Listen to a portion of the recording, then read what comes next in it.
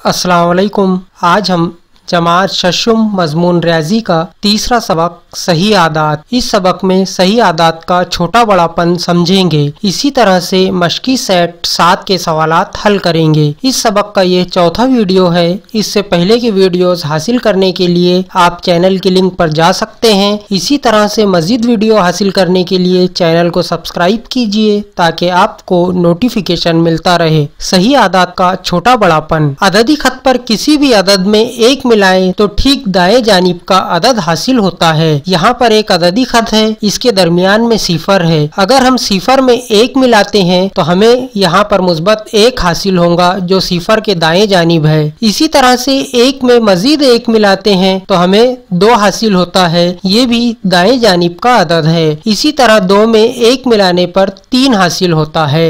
बिल्कुल इसी तरह से मनफी आदाद में भी होगा। यहाँ पर आखिर में -3 दिखाया गया है। यहाँ पर -3 में हम मुस्बत 1 मिलाते हैं तो -2 हासिल होता है, यानी -3 के दाएं जानिब का अदद -2 है। इसी तरह से -2 में मुस्बत 1 मिलाने पर हमें -1 हासिल होगा जो -2 के दाएं जानिब का अदद है। इसी तरह से -1 जमा 1 बराबर सिफर, यानी -1 के दाएं जानिब का अदद सिफर है। इस तरह से अददी खत पर किसी भी अदद में 1 मिलाएं तो ठीक दाएं जानिब का अदद हासिल होता है। अददी खत पर दाएं जानिब का हर अदद उस अदद के बाएं जानिब के अदद से 1 बड़ा होता है। यहाँ पर हमने अददी खत लिए हैं। अददी खत पर समझने के लिए हम अदद 1 और अदद 2 ये दोनों लेंगे। यहाँ पर अदद 1 ये बाएं जानिब का अदद है, इसी तरह से अदद 2 ये दाएं जानिब का अदद है। दाएं जानिब का अदद बाएं जानिब के अदद से 1 बड़ा होता है। जैसा दाएं जानिब का अदद 2 है,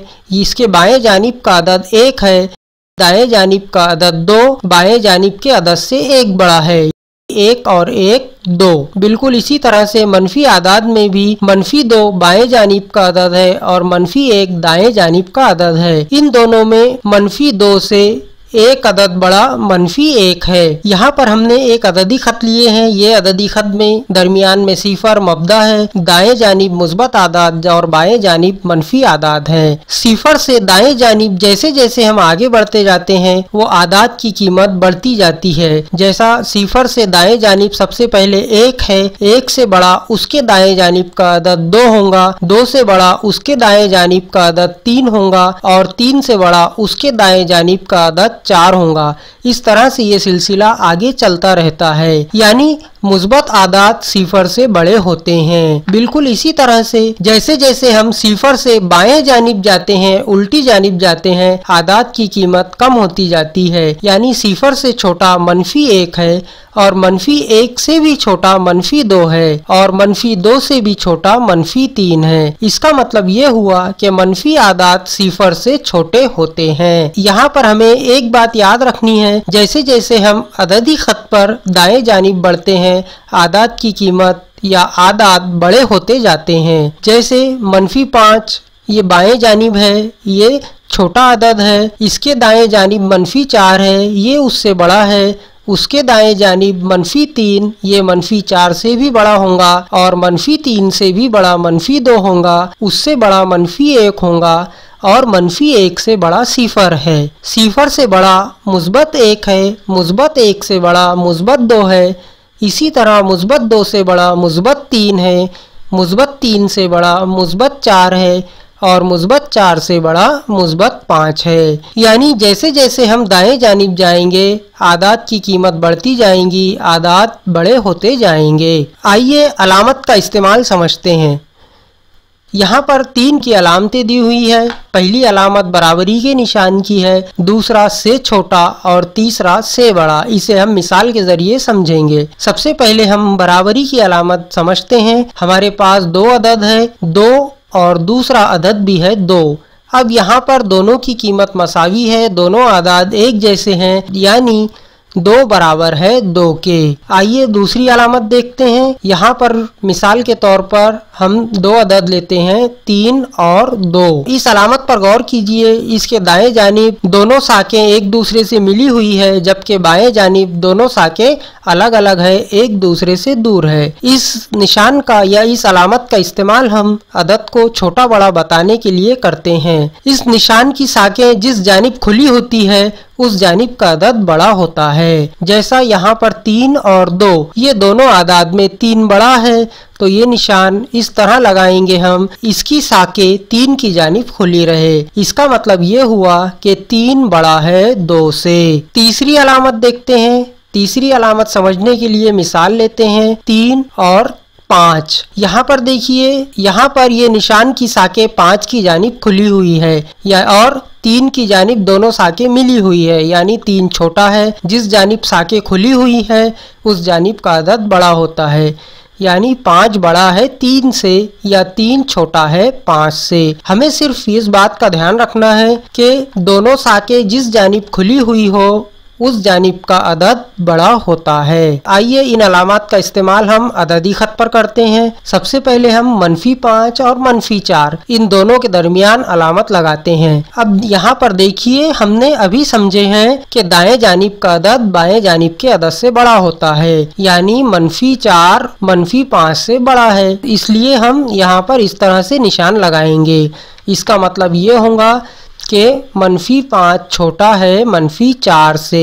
बिल्कुल इसी तरह से अब -4 और -3 दोनों में दाएं जानिब का अदद -3 है, यानी -3 बड़ा है, इसलिए हम यहाँ पर भी निशान लगा देते हैं। -3 बड़ा है -4 से।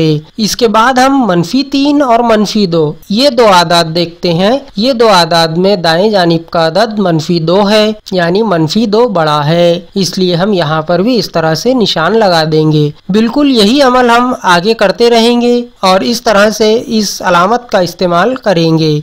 अब यहाँ पर देखिए, -1 और -2 दाएं जानिब का अदद -2 है, यानी दाएं जानिब का अदद बड़ा है। इस तरह से हम यहाँ पर ये अलामत लगा देंगे। ये अलामत की दोनों साकें बड़े अदद की जानिब खुली हुई है। आइए मश्की सेट 7 के सवालात हल करते हैं। पहला सवाल, झैल के चौकोनों में छोटा है, बड़ा है या बराबर है में से मुनासिब अलामत लिखिए। यहाँ पर हमें 12 सवाल दिए हुए हैं। हम एक एक सवाल हल करते हैं और अददी खत की मदद से समझेंगे। यहाँ पर हमने अददी खत लिए हैं। पहला सवाल देखते हैं। -4 बीच में दरमियान में चौकोन है, इस चौकोन में हमें निशान लगाना है और इधर का अदद है, दाएं जानिब का अदद है 5। यहाँ पर एक अदद मनफी का है, दूसरा अदद मुस्बत का है। दोनों में से कौन सा अदद बड़ा है यहाँ पर हमें पहचानना है। हमने अभी पढ़ा है कि मनफी आदाद मुस्बत आदाद से छोटा होता है या मुस्बत आदाद बड़ा होता है। इसे हम अददी खत पर भी देखते हैं। ये -4 है, इसी तरह से -5 या 5 सिफर के दाएं जानिब आएगा। अब देखिए, दाएं जानिब का अदद बड़ा है, 5 दाएं जानिब है, यानी -4 से 5 बड़ा है, तो यहाँ पर हम इस तरह से निशान लगा देंगे।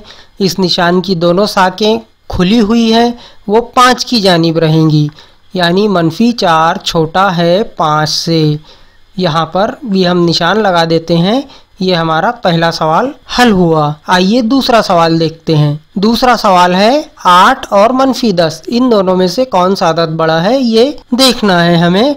8 मुस्बत का है, इसे अददी खत पर मुस्बत की जानिब दाएं जानिब लिख देते हैं। दूसरा -10 है, इसे बाएं जानिब लिख देते हैं, क्योंकि अददी खत पर बाएं जानिब मनफी आदाद होते हैं। अब यहाँ पर देखिए, मुस्बत अदद बड़ा होता है, यानी 8 बड़ा है, इसलिए हम यहाँ पर इस तरह से निशान लगा देंगे जिसका मुंह 8 की जानिब खुला हुआ हो। यहाँ पर इस तरह से निशान लगा देते हैं। ये हमारा दूसरा सवाल भी ख़त्म हुआ। इसका मतलब ये है कि 8 बड़ा है -10 से। तीसरा सवाल देखते हैं। मुस्बत 9 चौकोन मुस्बत 9, यहाँ पर एक ही अदद है, दोनों अदद मुस्बत 9 है। दोनों में से कौन सा अदद बड़ा है या छोटा है या दोनों अदद बराबर है ये पहचानना है।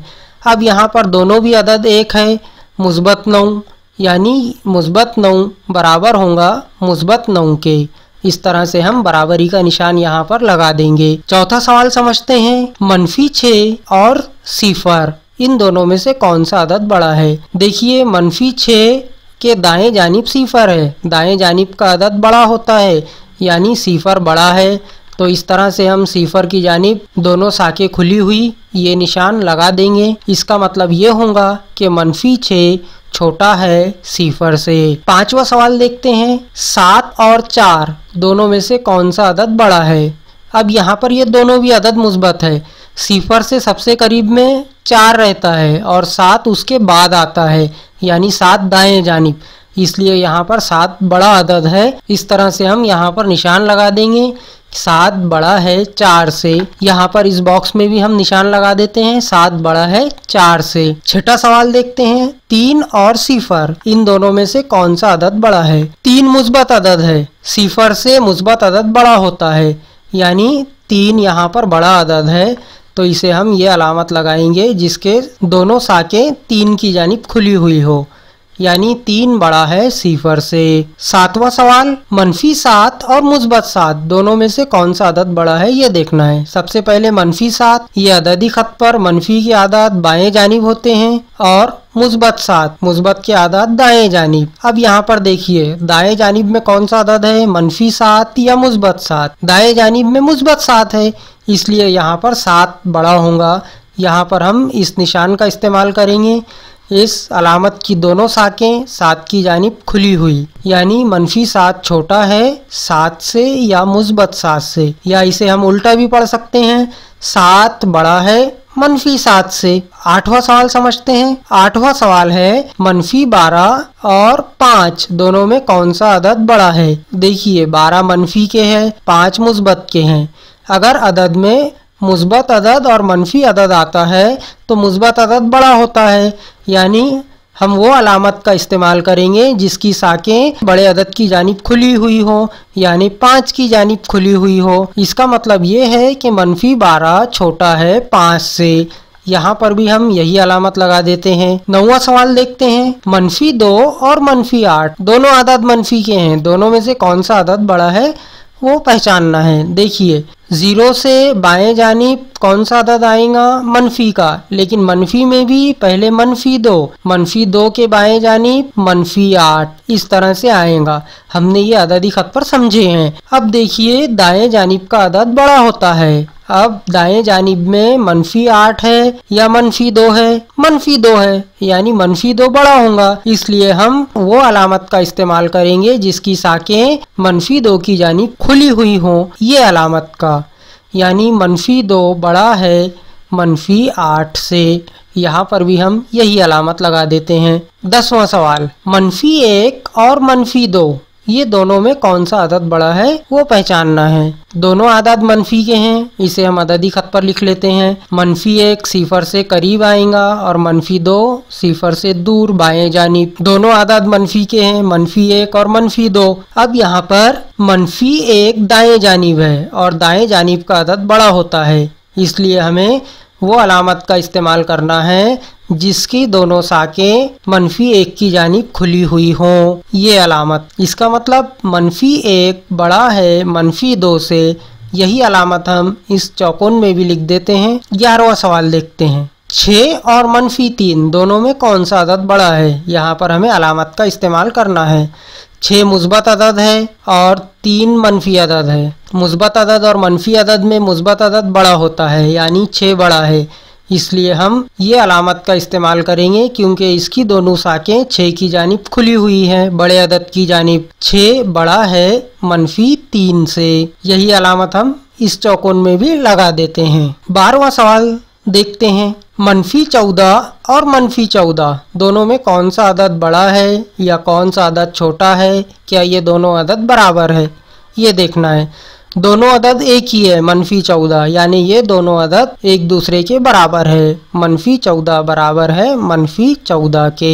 इस तरह से यहाँ पर हमारा मश्की सेट 7 के तमाम सवालात मुकम्मिल हुए। उम्मीद है आप लोगों के ये समझ में आ गया होगा। आप इसकी प्रैक्टिस अपने नोटबुक पर कीजिए। इस वीडियो को ज़्यादा से ज़्यादा शेयर कीजिए ताकि दूसरे बच्चों का भी फ़ायदा हो।